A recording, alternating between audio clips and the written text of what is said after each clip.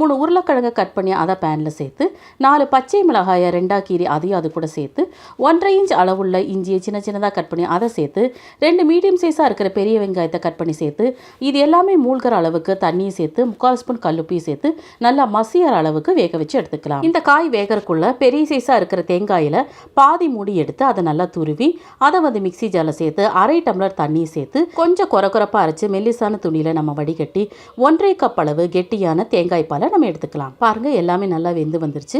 கரண்டியை வச்சு லைட்டாக இதே போல் மசிச்சு விட்டதுக்கப்புறம் 1.5 கப் தேங்காய் பாலை நம்ம அதில் சேர்த்து தேங்காய் பால் கொஞ்சம் சூடானதுக்கப்புறம் ஸ்டவ் ஆஃப் பண்ணிக்கலாம். இதுக்கு மேலே 3 ஸ்பூன் தேங்காய் எண்ணெய் பச்சையான கருவேப்பிலைகளை போட்டு விட்டு மூடி வச்சு நீங்கள் 5 நிமிஷம் கழிச்சு எடுத்தீங்கன்னா நல்ல மனமான டேஸ்டான ஹெல்த்தியான Kerala special potato stew ready. இனிமேல் இந்த வீடியோ டீட்டெயிலாக தெரியணும்னா கம்யூனிட்டி செக்ஷனில் லிங்க் இருக்கும், பார்த்துக்கோங்க ஃப்ரெண்ட்ஸ். இடியாப்பம், இட்லி, தோசை, ஆப்பத்துக்கெல்லாம் பெஸ்ட் காம்பினேஷனாக இருக்கும். வயிற்றுக்கு நல்ல குளிர்ச்சியாக நல்ல ரிச்சான டேஸ்ட்டை தரும்.